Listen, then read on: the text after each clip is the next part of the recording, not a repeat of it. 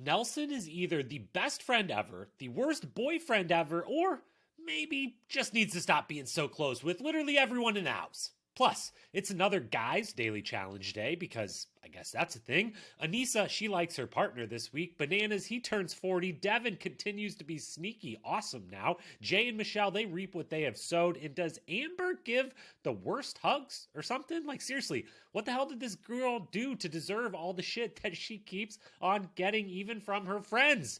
It's the challenge. Ride or Dies episode 8 recap coming up right now.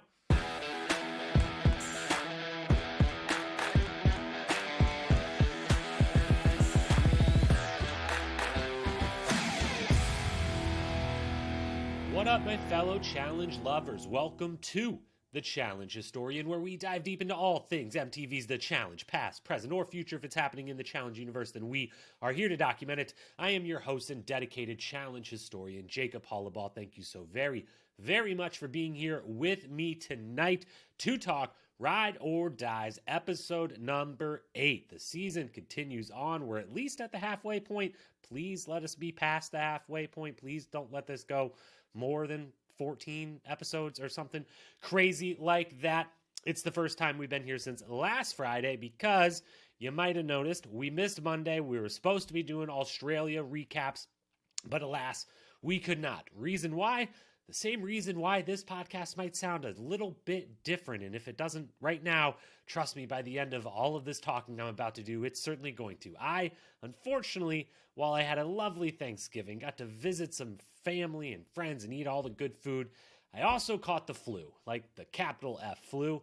And yeah, that was a time. That was a long, the last 4 to 5 days have not been the most enjoyable, and this voice and these vocal cords in this throat were not prepared to speak for any length of time, let alone the length that these podcasts tend to be. So we had to skip out on those on Mondays, and is also why tonight I'm here, I'm doing it, but things ain't perfect. So if there's a bunch of pauses, if there's some coughing, if there's who knows, I'm in a room by myself. No one else is getting whatever's left of whatever I still got in this system of mine. But if it sounds a little odd, if my voice sounds a little different, that is why. But that'll be okay. We're going to tough it through. And then we are going to be back with those Australia recaps. All of them. We're a little behind now, so we got a lot of catching up to do. Australia episode 3 this Friday, hopefully, pending this voice and how the rest of work, which I have to keep using this voice for real job during the day.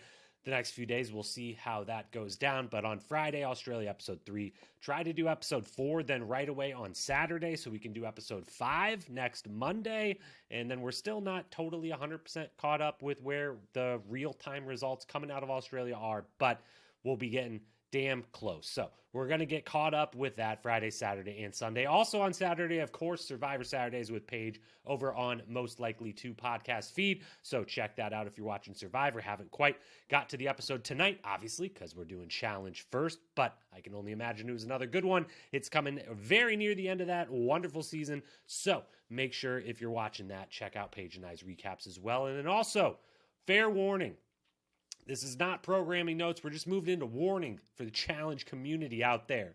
If you are someone who does not like challenge-related spoilers, then I'm just warning you now. Not for this podcast. Don't turn anything off.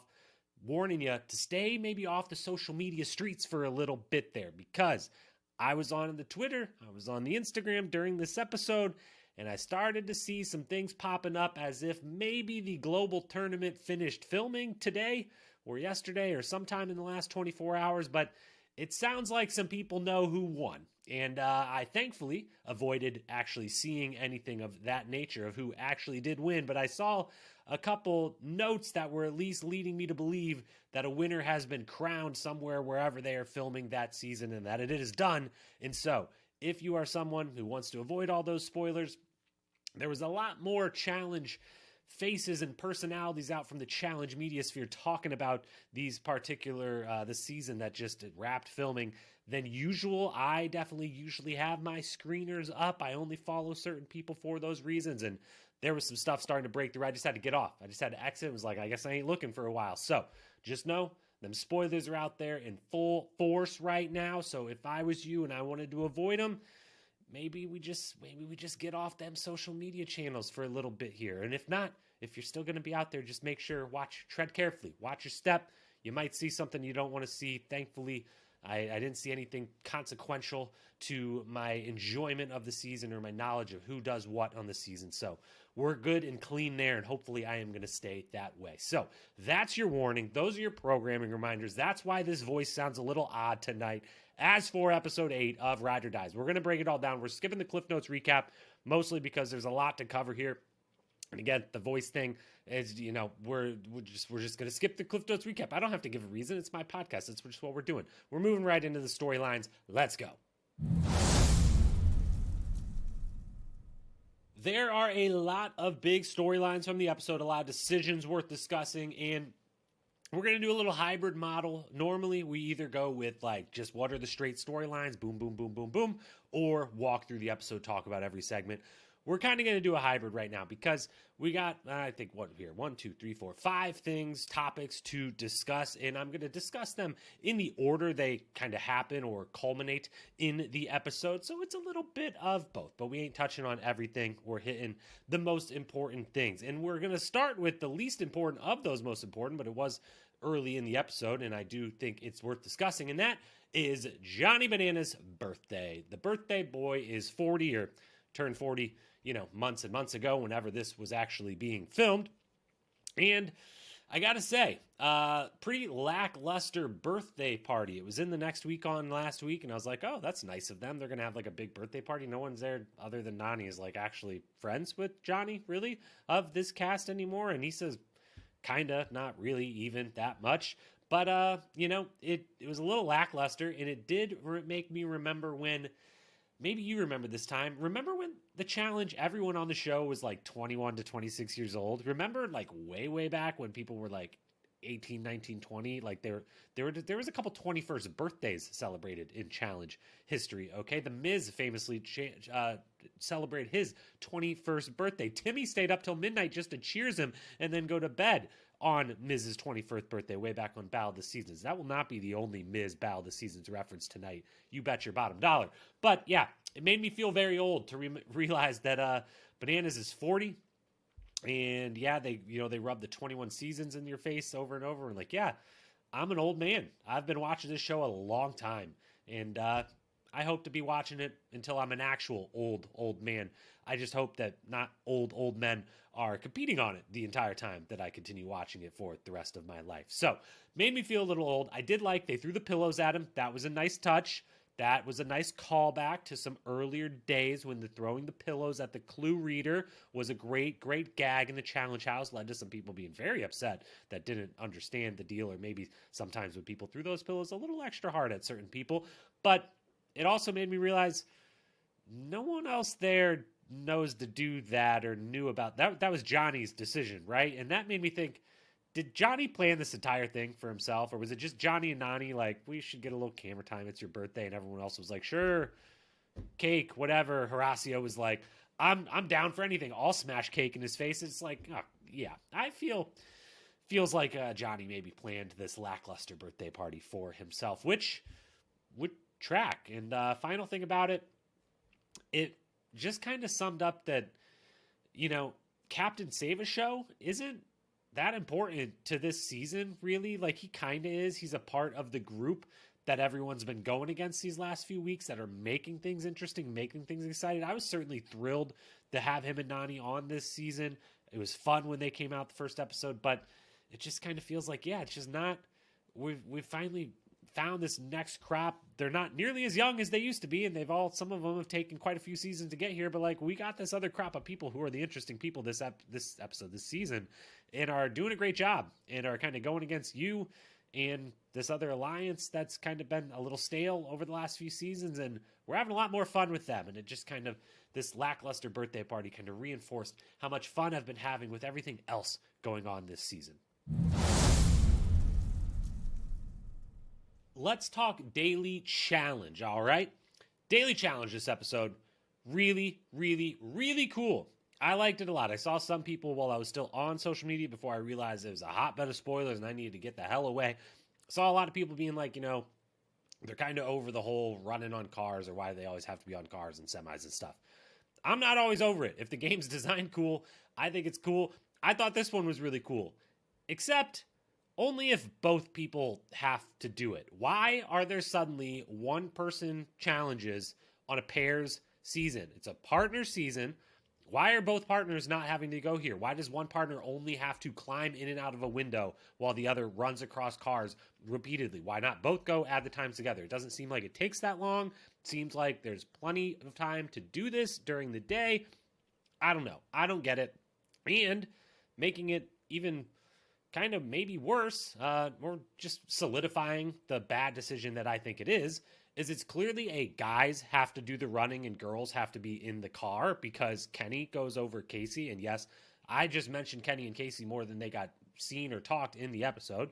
Even after DQing, he doesn't have a confessional. So they just continue to be literally non-existent, more so than anyone's ever. Like, the jokes were jokes before, and now it's like we're using the word non-existent in a literal fashion here. They don't exist on this season. It's insane. But Casey would have smoked this. I would assume she would have went over Kenny. No shots, but also, I mean, no, it's not shots. Casey would have smoked this. She would have been the right choice of those two. So clearly it was like, guys got to do it. Girls, maybe she was just like, you can do it. It's fine. We're not going to win. And it doesn't matter if we win because no one cares about us being here. So I don't know. But it seems like it's guys only. And I don't get why they're doing like, it's just a guys daily challenge. Like, that's what it is at the end of the day. It doesn't seem fair to the women to get to compete and do the cool shit, to the teams in general of being like, you know, this comes down to who has the best guy for this. And Jordan smokes. Guess what? If they both have to go, Jordan and Aneesa are not winning this challenge. They're not coming close to winning this challenge.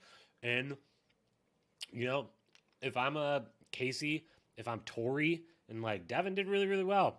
I feel like I could have definitely done better than, you know, Mariah or Anani, maybe. I don't know. They might have done really well. It just, regardless, it feels very weird. I don't like when partner seasons, they do a challenge where it's just one person. And I don't like it even more, given this show's history with the gender politics that they've thankfully left almost all in the far past at this point, making this like it's just kind of the guys' challenge and the girls are just there. I don't like it. I don't think it's a good look. So that's how I feel about it. If they both would have got to go, this is a really awesome challenge. Also, don't let them watch anymore until they've gone. I always liked when they used to do that. I know they used to do it for puzzles specifically, where it's like you don't get to watch until after you've gone and then you can watch because it doesn't matter as much anymore. But I think that works for even these ones where they get to time each other. They get to watch and do that mental timer and also learn some specific tricks, like such as no one picks up on it. I guess they go last, so no one else could have, but maybe if they wouldn't have went last, someone could have. But Bananas and Jordan, part of the reason they do so well is because they're both veteran savvy. They're looking up and following their rope the whole time. If you watch Jordan's run again, he's just constantly looking up, and he knows, like, I can't get tripped up and pulled off this thing by the way this rope that I'm attached to is pulling me around like everyone else has done. I've done this type of stuff before. I know I don't get to actually just run freely. I got to make sure I'm pulling this and using this system right, that whole thing. So I don't think they should get to watch and time each other. I think they should have to stay hidden and just hear that thing going by, back and forth, hear a horn in the distance. That would be way more fun. And again, make them both go. So that's the daily challenge. Good performances all around. Jordan smokes it. Love seeing that, even if it eventually leads to an outcome I'm not thrilled about. Next up, we've got Amber and Michele. So then, we make it back to the house. We had gotten some Amber Michele at the beginning of the episode. Now we get some more of it. I love this duo. I am mostly because I've liked them both individually on this show. As if you've listened to this season so far, I very much like Michele on this show. And I'm glad she's found a friend, and I'm very glad that Amber has finally found a friend in this house, because if you listened last week or a few different times in the history of Amber being on this on the show while we've been covering it here on the podcast, I don't understand why everyone seems to not like her. It happened last week where we get the, Nerese comment of like, I just don't think I could trust her. I don't think I like her, and I don't have a reason for it. And she's like the fifth person who said that in the 3 seasons that Amber's been on, and none of us know why. No one could ever give a reason, and it's very confusing. And then I'm like, oh, she's got a friend. This is amazing. They both deserve a friend. And they're both the ones leading this alliance that I'm thrilled about, that's trying to go against this kind of stale group of vets that's been, dragging the last couple seasons down at times, or at least making it a little stale and boring at times because no one will go against them. And then suddenly Amber tries to give Michele a hug to, console her that she's going into elimination, and Michele doesn't want a hug and basically tells her to F off, more or less. I mean, she doesn't say that, but like, that's kind of the response that it is. And it's very weird. And then that somehow turns into like a real conversation that they have to have about like, do we still like each other? Are we still friends? What's going on here?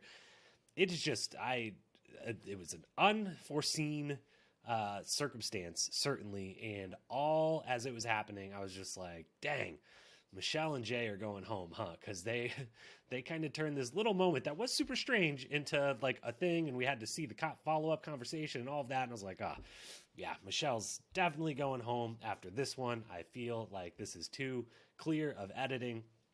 So that was weird. And it just leads me back to the whole, like, why does everyone dislike Amber? Why does even her friend, she finally finds a friend in the house, and she gives her friend a hug to console her of like, hey, we knew you were going in. Good luck. And just, how does this happen? How does everyone end up disliking Amber? I just want to know. I feel like I'm losing my mind.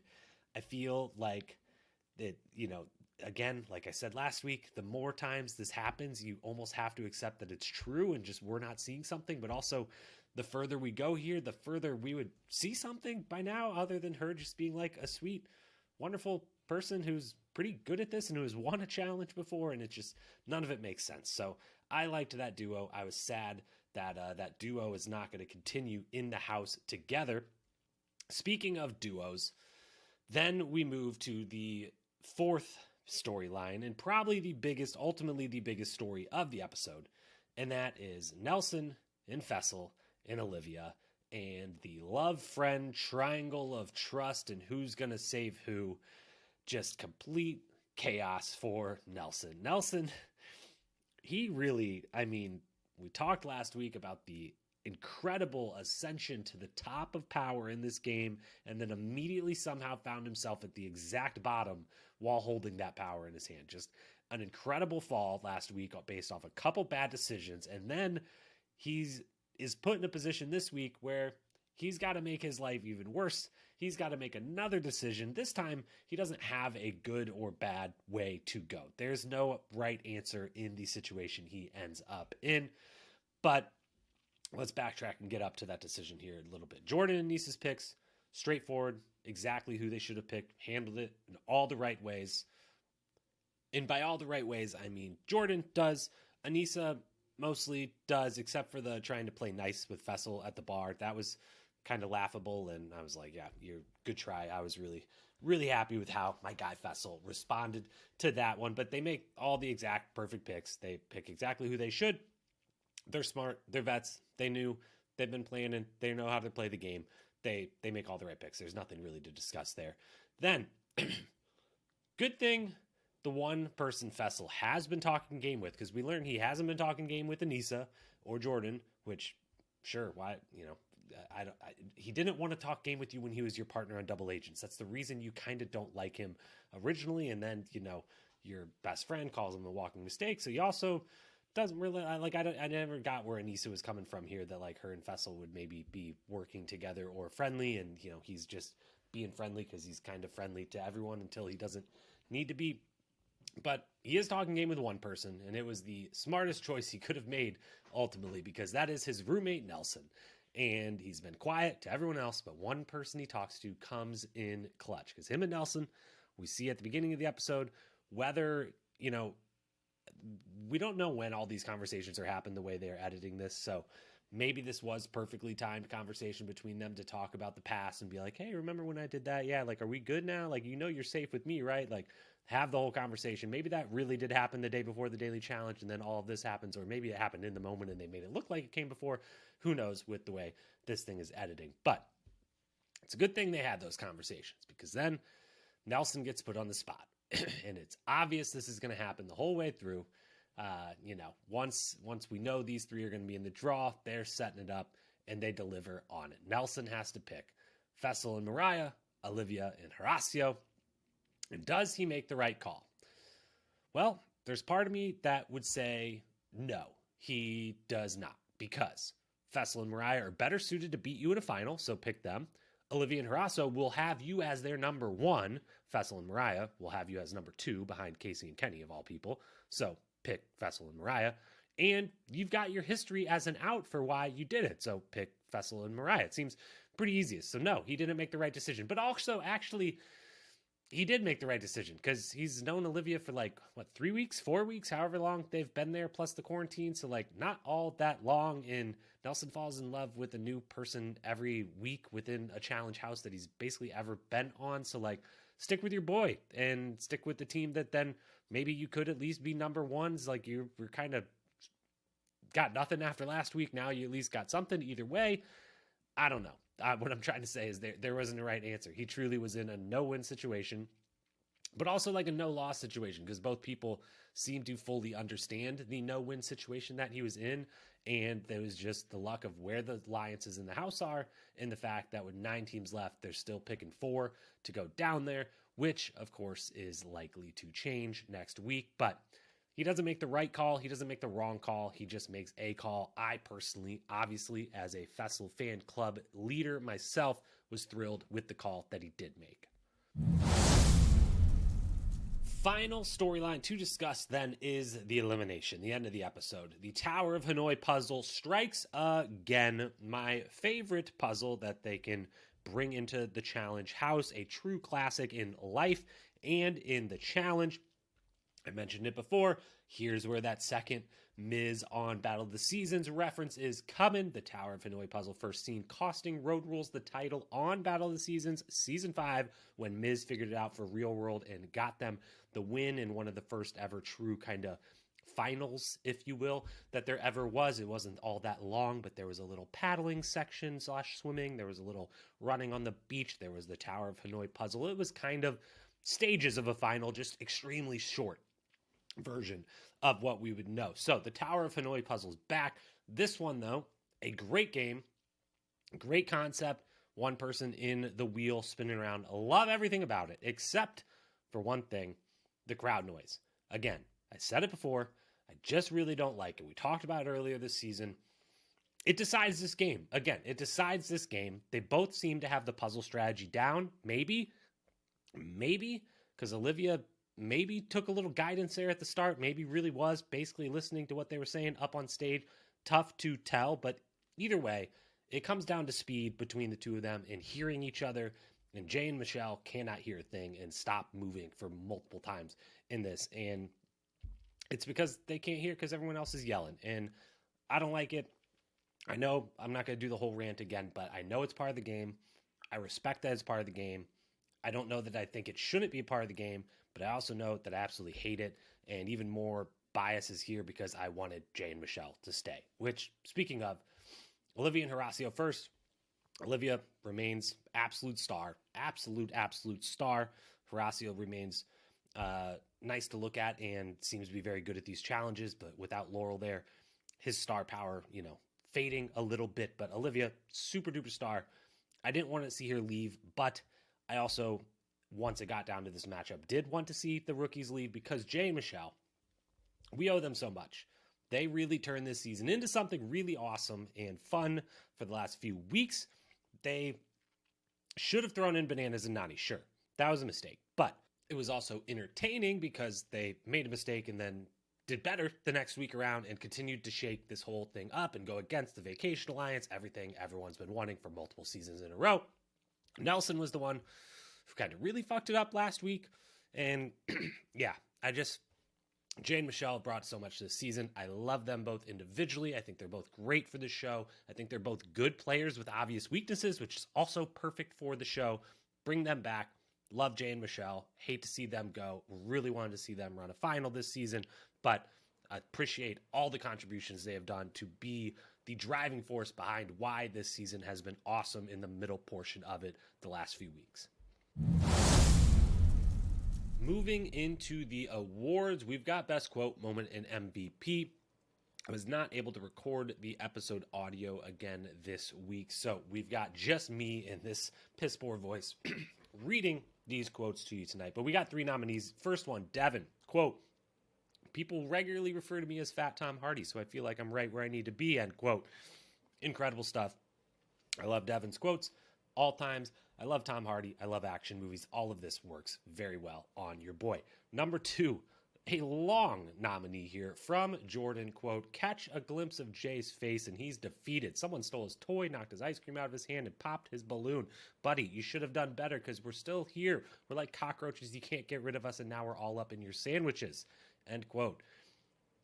What a story there from Jordan. Just absolute, the tale that never ends. It just keeps on going, but somehow kind of kept landing it throughout the whole thing. It never totally goes off the rails. It mostly makes sense. It's coherent. And then third and finally, Michele, quote, because I've been spiraling this entire game so far, spitting out. That's Michele 101, end quote.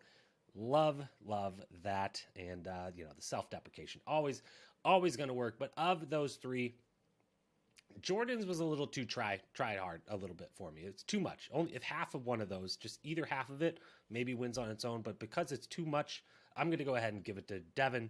Devin wins, I think, maybe his first best quote of the season, which is a big surprise, but I think that might be true. Moving on to best moment. 5 nominees here, speaking of Devin. First nominee, Devin asking Aneesa what her deal with Jordan is. I very much appreciated that. I appreciated putting her on the spot, having to make her explain that. That moment was interesting. It wasn't very convincing as far as them being ride or dies, but it was nice that she at least said, like, we don't like each other a lot of the time, and they showed some of those clips. So that was the most honest thing we've got about this pair from the editing team and producers the entire season long. But it was just fun to see that get put on the spot. So really liked that from Devin. Second one, Kenny getting a DQ, but no confessional. We referenced it before, but I mean, you'd think if there was a time to let the man speak, it would have been this. So I just don't know what's going on here. I don't know why he and Casey can't just get one little eensy-weensy confessional in there anytime, or maybe Casey about Kenny DQing here, something, anything. I guess nothing. This is why Bloodlines, while some cool things about that season also didn't totally work, because sometimes the Bloodline thing doesn't always work out.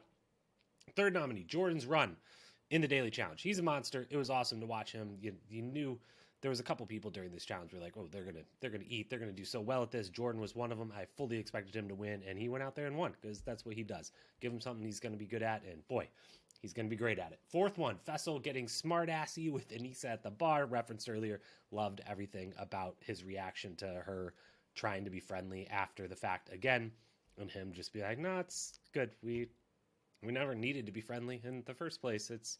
You can go away now. Like, it's fine. I just loved everything about it. Fifth and final nominee, then, Nelson having to choose. The entire moment of them choosing is the moment of the episode, obviously, but I specifically love, while she follows it up by actually saying something and giving him time to think, Nerese starts the whole thing off with just being like, I'm going to let you decide, and literally like steps backwards. She says, I'm going to let you decide, and steps backwards. It's incredible. She then, again, does follow it up. It actually says something, gives him some time, but that moment, the picking, it's obviously the moment of the episode. Not even close.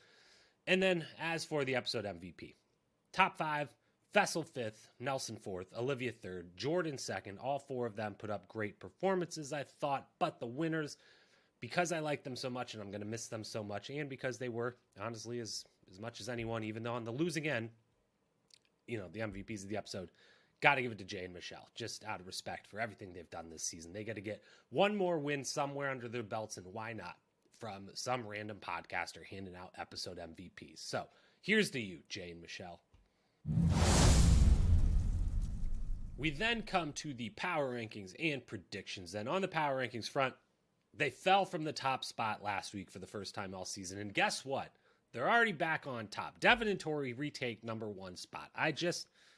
Everything Devin does is going really well this whole season. Even when we're like, oh, they think he's going to be in some hot water an episode or 2 ago, and then it just never comes to fruition. Now, next week, the game's changing. He's going to be able to react to it as well as anyone. He's been, friendly and making deals here or there with almost everyone. They're both still good if they're both allowed to compete and it's a full pairs. Challenge, they're going to do well. They're back in the number 1 spot. Nani Bananas back to number 2. Fessy and Mariah in 3rd. And then we got some differences. Olivia and Horacio move up to 4th.